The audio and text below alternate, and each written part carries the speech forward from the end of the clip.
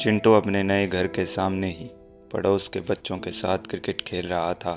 तब उसके शॉट से बॉल उसके घर की बगल वाली पुरानी कोठी में चली गई।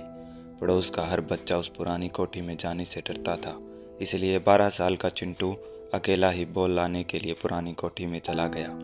और जब बॉल लेकर कोठी से बाहर आया तो देखा उसकी माँ सोनिया गुस्से भरे चेहरे के साथ उसके सामने खड़ी थी। सोनिया ने कसकर एक थप्पड़ चिंटू के गाल पर जड़ दिया, क्योंकि सोनिया ने भी चिंटू को उस कोठी में जाने के लिए मना किया था। अपने पड़ोसियों से काफ़ी सुना था सोनिया ने उस कोठी के बारे में कि वो पुरानी कोठी भूतिया है। खैर, चिंटू रोता हुआ दौड़कर अपने घर आकर खुद को अपने कमरे में बंद कर लेता है। सोनिया भी अपने काम में व्यस्त हो गई। रात को जब रवि ऑफिस से घर आया तो उसने सबसे पहले सोनिया से पूछा, चिंटू कहाँ है। सोनिया ने उसे सारी बात बताई। रवि ने सोनिया से इतना ही कहा कि चिंटू बच्चा है, तुम्हें उस पर हाथ नहीं उठाना चाहिए था। और इतना कहकर रवि चिंटू के कमरे के दरवाजे पर गया। दरवाज़ा खोलने की कोशिश की तो पाया दरवाज़ा अंदर से बंद था। रवि ने दरवाज़ा खटखटाया, लेकिन अंदर से न चिंटू ने दरवाज़ा खोला और न ही कोई जवाब दिया। रवि ज़ोर से दरवाज़ा थपथपाने लगा। तब अंदर से एक आवाज़ आई, चले जाओ यहाँ से, परेशान मत करो। रवि को पूरा यकीन था कि ये आवाज़ चिंटू की हो ही नहीं सकती। रवि दरवाज़ा तोड़ने के लिए 2 कदम पीछे हटा ही था कि उसे अंदर से दरवाजे की कुंडी खुलने की आवाज़ आई। रवि तुरंत दरवाज़ा खोलकर अंदर घुसा तो देखा चिंटू अपने बिस्तर पर आराम से लेटा था। लेकिन रवि के दिमाग में एक ही सवाल था कि अगर चिंटू सो रहा है तो उसे अंदर से आवाज़ किसने लगाई और अंदर से दरवाज़ा किसने खोला। रवि ने चिंटू को जगाया, उसे खाना खिलाया और खाना खाते ही चिंटू वापस सोने चला गया। ये बात रवि ने सोनिया को बताई। सोनिया भी ये बात सुनकर काफ़ी घबरा गई, क्योंकि ये सब होने की वजह शायद सोनिया को मालूम थी। चिंता में सोनिया को कुछ देर तो नींद नहीं आई, लेकिन लेटे लेटे सोनिया को कब नींद आई उसे पता ही नहीं लगा। और तब तक रवि भी सो चुका था। करीबन 1 या 2 घंटे ही हुए होंगे रवि को सोए कि तब रवि पानी पीने के लिए उठा। उठकर उसके मन में चिंटू को देखने का ख्याल आया।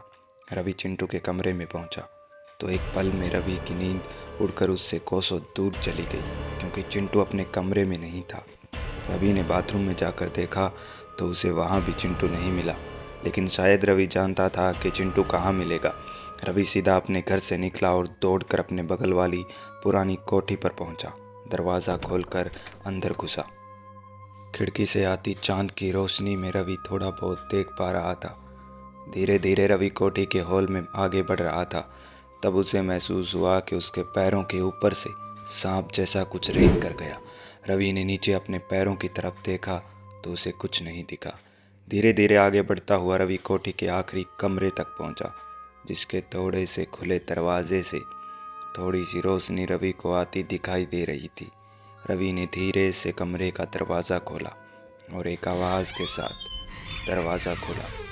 चिंटू उसी कमरे में रवि की नज़रों के सामने पालथी मारकर ज़मीन पर बैठा था और उसके सामने लूडो पड़ा था। चिंटू बिना पलक झपकाए लूडो की तरफ देखे जा रहा था। रवि ने चिंटू को पुकारा तो चिंटू ने एक अजीब सी आवाज़ में रवि को जवाब दिया, अगर 6 आया तो इसे जाने दूंगा, नहीं तो चिंटू को यहीं रहना होगा। और इतना कहकर चिंटू ने पासा फेंका और पासा 6 पर आकर रुका। चिंटू चुपचाप अपनी जगह से खड़ा हुआ और रवि के पास से गुजरता हुआ बाहर निकल गया। रवि के पैर एक जगह जम चुके थे, क्योंकि रवि जानता था कि अब ये लूडो गेम उसे खेलना पड़ेगा। कमरे का दरवाज़ा अपने आप रवि की नज़रों के सामने बंद हुआ। उधर चिंटू अपने घर पहुंचकर सीधा अपने बिस्तर पर जाकर सो गया। सुबह काफ़ी सारे लोगों की बातचीत के शोर से चिंटू की आँख खुली। उठकर बाहर आकर देखा तो सोनिया रो रही थी और पड़ोस के लोग उससे कह रहे थे कि पुलिस को खबर कर देना, मिल जाएगा रवि। काफ़ी सारे लोगों की बातें सुनने के बाद चिंटू को पता चला कि उसके पापा गुम हो चुके हैं। चिंटू ने अपनी माँ के पास जाकर बाहर की तरफ इशारा किया, लेकिन सोनिया ने उसकी तरफ ज़्यादा ध्यान नहीं दिया। लेकिन जब चिंटू बार बार बाहर की ओर इशारा करता रहा। तो पड़ोसी और सोनिया ने घर से बाहर जाकर देखा तो बाहर आने के बाद चिंटू पुरानी कोठी की ओर इशारा करने लगा। तब सोनिया के मन में कहीं ना कहीं ये बात आई कि रवि पुरानी कोठी में ही मिलेगा।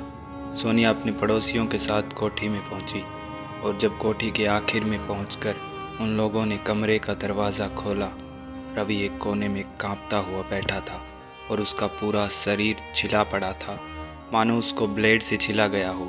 रवि को वहां से उठाकर तुरंत हॉस्पिटल में ले जाया गया, जहां से पट्टी वट्टी करवा के जब उसे सोनिया घर लेकर आई तो चिंटू को देखते ही रवि बोला, चिंटू भूत है, ये हमारा चिंटू नहीं है।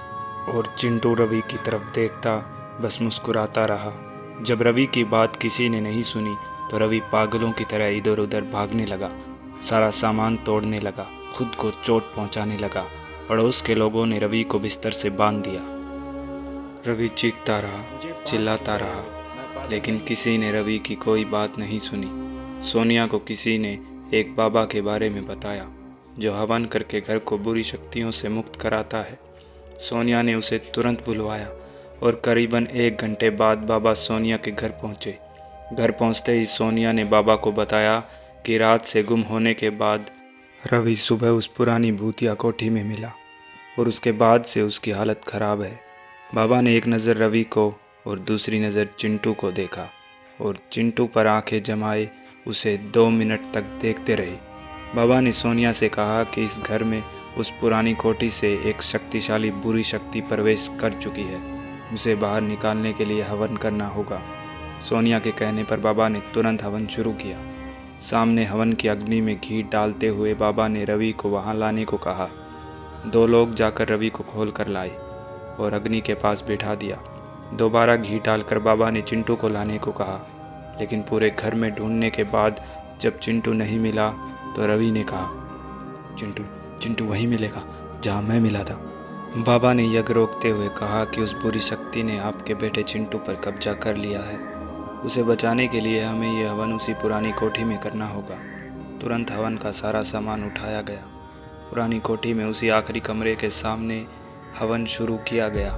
बाबा ने एक बार फिर अग्नि में घी डालते हुए एक मंत्र पढ़ा और मंत्र पढ़ते के साथ ही एक चीख पूरी कोठी में गूंजी और चीख के साथ ही कमरे का दरवाज़ा खुला और दरवाज़ा खुलते ही सबने देखा कि चिंटू कमरे के बीचों बीच अपनी लाल आंखों के साथ गुस्से से बाबा की ओर देख रहा था। बाबा ने चिंटू से कहा, छोड़ दो बच्चे को। चिंटू एक भयानक आवाज़ में बोला, मुझे तंग मत कर, चला जा यहाँ से। बाबा ने मंत्र पढ़ते हुए हवन अग्नि में घी डाला। चिंटू बुरी तरह कांपता हुआ बेहोश होकर गिर पड़ा। सोनिया उसे उठाकर घर ले आई। पीछे पीछे हवन खत्म करके बाकी लोग भी आ गए। अब चिंटू, रवि और सोनिया को कोई तकलीफ नहीं है।